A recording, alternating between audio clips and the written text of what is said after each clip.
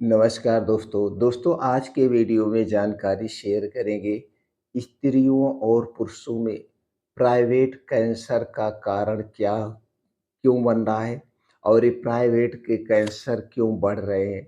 इस पे दोस्तों प्रकाश डालेंगे। इसलिए उम्मीद करते हैं कि वीडियो आप अंत तक सुनेंगे और इसके प्रति जागरूक होंगे, जैसे दोस्तों इस गंभीर समस्या से बचा जा सके। तो दोस्तों स्त्री और पुरुषों में प्राइवेट पार्ट के कैंसर के अलग-अलग कारण हो सकते हैं, जिनमें से कुछ मुख्य कारण इस प्रकार से हैं।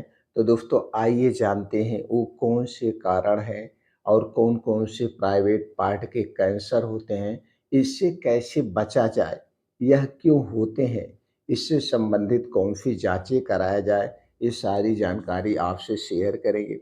दोस्तों पुरुषों में प्राइवेट पार्ट का कैंसर जैसे ह्यूमन पैपिलोवायरस एचपीवी संक्रमण, दूसरा है असुरक्षित यौन संबंध, धूम्रपान, शराब का सेवन, अनियमित यौन व्यवहार, कम उम्र में यौन संबंध बनाना, कई यौन संबंध बनाना, साथी का होना, प्राइवेट पार्ट का खराब स्वच्छता व पारिवारिक इतिहास। दोस्तों ये कई सारे कैंसर हो सकते हैं। इसके बाद प्रोस्टेट कैंसर पुरुषों के प्राइवेट पार्ट में होने वाली एक जानलेवा बीमारी है। दोस्तों यह कैंसर अखरोट के आकार वाले प्रोस्टेट ग्लैंड में होता है। हालांकि दोस्तों इसका खतरा ज़्यादातर अधिक उम्र के पुरुषों में ज़्यादा होता था, लेकिन यस्टरडे में एक रिसर्च रिपोर्ट सामने आई है, जिसमें यह दावा किया जा रहा है कि भारत में कम उम्र के पुरुषों में प्रोस्टेट कैंसर के मामलों की संख्या लगातार बढ़ रही है। आखिर इसके लक्षण क्या हैं और ये क्यों बढ़ रहे हैं, इस पे भी थोड़ा-सा प्रकाश डालते हैं। दोस्तों प्रोस्टेट कैंसर के शुरुआती लक्षण की बात करें तो पेशाब में कठिनाई होना, बार-बार पेशाब का आना, विशेष रूप से रात में, कूल्हों, पीठ या पेल्विक में दर्द का होना, ये सारे लक्षण नज़र आते हैं। तो दोस्तों ये सारे लक्षण अगर नज़र आएँ तो तुरंत आपको इससे संबंधित जो भी जाँचें होती है, जाँचें कराना चाहिए। किसी अच्छे यूरोलॉजिस्ट को आपको दिखाना चाहिए, उससे संबंधित जानकारी लेकर उस जानकारी को अपनाना चाहिए। अगर हम बचाव का सबसे अच्छा तरीका मानें तो दोस्तों कई बार प्रोस्टेट कैंसर में शुरुआती स्टेज पर कुछ खास लक्षण नज़र नहीं आते हैं। ऐसे से इससे बचाव के लिए आपको नियमित प्रोस्टेट विशिष्ट एंटीजन यानी पीएसए टेस्ट और जांच के माध्यम से पुरुष अपने स्वास्थ्य पर नियंत्रण रख सकते हैं और बीमारियों को बढ़ने से की संभावना को कम कर सकते हैं। तो दोस्तों ये जांच साल भर में एक बार ज़रूर कराना चाहिए अगर आप 40 साल के प्लस हैं। उसके साथ-साथ आपको अपने कुछ खान-पान में भी परिवर्तन करना पड़ेगा और कुछ डेली योगा एक्सरसाइज करना पड़ेगा। ख़ास करके दोस्तों किडनी से संबंधित, गुर्दे से संबंधित या प्रोस्टेट से संबंधित नाभि के नीचे के जो पार्ट हैं, इनके संबंधित योगा करना पड़ेगा, एक्सरसाइज करना पड़ेगा, उस पे भी हम डिस्कस करेंगे। लेकिन उसके पहले अब हम जान लेते हैं महिलाओं में प्राइवेट पार्ट का कैंसर का क्या कारण होता है, कौन-कौन से कैंसर होते हैं। दोस्तों महिलाओं में जो प्राइवेट कैंसर होता है वो है ह्यूमन पैपिलोमा वायरस एचपीवी संक्रमण, असुरक्षित यौन संबंध, धूम्रपान, शराब का सेवन, अनियमित यौन व्यवहार, कम उम्र में यौन संबंध बनाना, कई यौन साथी का होना, प्राइवेट पार्ट की खराब स्वच्छता यानी साफ सफाई ना करना, पारिवारिक इतिहास और गर्भ निरोधक गोलियों का लंबे समय तक सेवन करना, ये सारे कारण बनते हैं। अगर हम इसके लक्षण की बात करें तो दोस्तों प्राइवेट पार्ट में दर्द व जलन का होना, असामान्य रक्तस्राव का होना, प्राइवेट पार्ट में गांठ व सूजन का होना, पेशाब में दर्द व जलन का होना, एवं संबंध बनाने में दर्द का आभास होना या तेज दर्द का होना। ये सारे लक्षण नज़र आते हैं। अब दोस्तों प्राइवेट पार्ट के कैंसर का निदान क्या है? पहला है पेल्विक एग्जामिनेशन आपको करवाना पड़ेगा।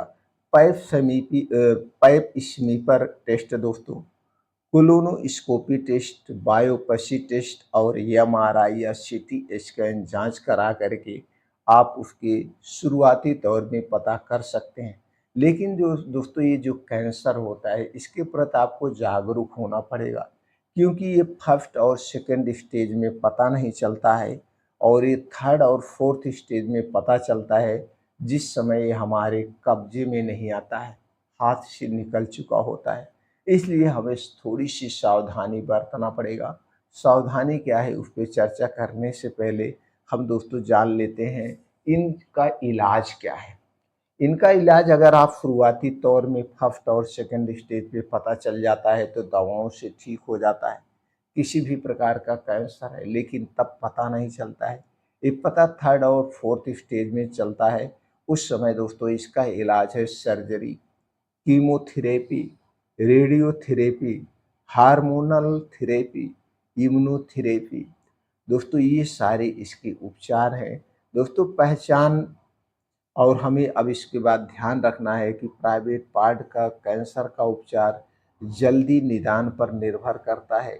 इसीलिए आपको कोई भी लक्षण दिखाई दे तो आप तुरंत डॉक्टर से संपर्क करें, उससे संबंधित जाँचें कराएँ और दोस्तों उसका निदान तुरंत करें, उसमें लापरवाही बिल्कुल ना करें। तो चलिए दोस्तों जानते हैं ये सभी प्रकार के कैंसरों का कारण क्या है, वो तो हमने बता दिया। उसके बाद दोस्तों हमारे शरीर में बहुत सारे कैंसर हो जाते हैं। इन सभी कैंसरों से बचने के लिए आपको अपने शरीर की निष्क्रियता को ख़त्म करना होगा। अपने शरीर में सक्रियता लाना होगा। इसके लिए दोस्तों आप डेली रूटीन में 2 घंटे का समय निकालिए 5 बजे से 7 बजे। 5 बजे से 7 बजे दोस्तों 5 से 7 किलोमीटर का खूब तेज़ गति से मॉर्निंग वॉक करिए। इससे आपके शरीर में ब्लड सर्कुलेशन फ़ास्ट होता है। पसीने होते, पसीने के माध्यम से शरीर की विषाक्तता खत्म होती है, वो पसीने के माध्यम से निकल जाता है। उसके बाद कुछ योगा करिए, दंड बैठक करिए। दंड बैठक करना दोस्तों नीचे के पार्ट के लिए बहुत ही ज़रूरी है। दंड बैठक रोज़ हमें 50 दंड बैठक करना चाहिए, सपाट मारना चाहिए, बीम चूमना चाहिए और इसके बाद दोस्तों 15 से 20 मिनट का ध्यान करना चाहिए, मेडिटेशन।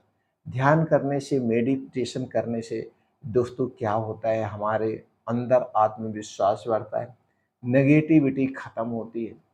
यह करना बहुत ज़रूरी है।